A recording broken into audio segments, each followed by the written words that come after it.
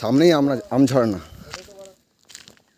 আমরা দুয়ারশ্রেণী থেকে প্রায় 15 কিলোমিটার রাস্তা আমঝর্ণার দিকে যাচ্ছি আর কি।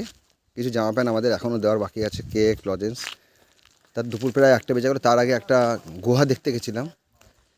এবার আমঝর্ণা যাওয়ার পথে এখন আমঝর্ণা দেরি আছে কিলোমিটার 7 বাকি। তা এরকম একটা পরিবেশ দেখলাম ঝাড়খণ্ডের মধ্যে। দেখুন আপনারা কত সুন্দর পরিবেশটা। এবার খাওয়ার কোনো প্লেস পাচ্ছিলাম না, আমাদের কাছে জলও ছিল। এরকম একটা প্লেসে দাঁড়িয়ে খাবার জায়গাটা পেয়েছি। এই জায়গাটা রাস্তাটা বাঁক নিয়েছে, বাঁক নিয়ে যায়, এই জায়গাটা বাঁক। পুরো চারিদিকে শাল, সেগুন, পলাশ, কুসুম, মহুয়া, একদম পুরো ঘন অরণ্যের মধ্যে পাথরের রাস্তা। রাস্তাটা খুবই টাফ রাস্তা, যদিও গাড়ি তোষের উপরে তোলা যাচ্ছিল না। এখানে আমরা রান্নার সব সরঞ্জাম নামিয়ে নিয়েছি। চা করা হলো, চা খাচ্ছি এখন। এখানে একটা গ্যাস ধোয়া হচ্ছে, চাল ধোয়া হচ্ছে। এখানে চাল, এই যে চাল।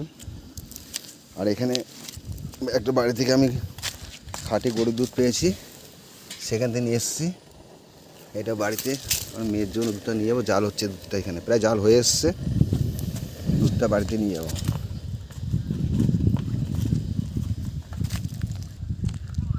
এখানে রান্না করছি। এই রাস্তাটা এদিকে সোজা গেছে আমঝর্ণা হয়ে আমলাশোল, কাকাঝোর। আর এখানে ওরা কাটাকাটি করছে, দেখি কি কাটাকাটি করছে। হ্যাঁ, দেবী এখন চা খেতে খেতে আলু ছুলছে।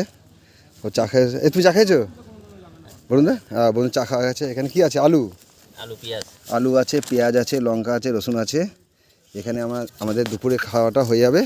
তারপরে আমরা যাবো আমলাশোল। খুব সুন্দর জায়গাটা দেবী, জায়গাটা কিন্তু পারফেক্ট। যাই বলিস তাই বলিস। পিছনে গাড়িটা লাগানো হয়েছে, এই দেখুন। হ্যাঁ,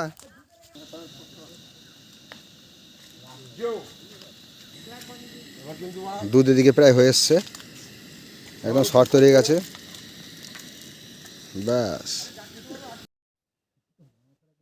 আদা কে চলো ডাল কাকে দেবো?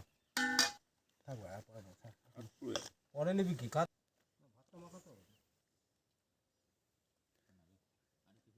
3টে বাজে, আমাদের খাওয়া শুরু হয়ে গেল। এই যে আমলকি মানে লাড্ডু ইয়ে খাই, ওর তো কি আছে আমলকি।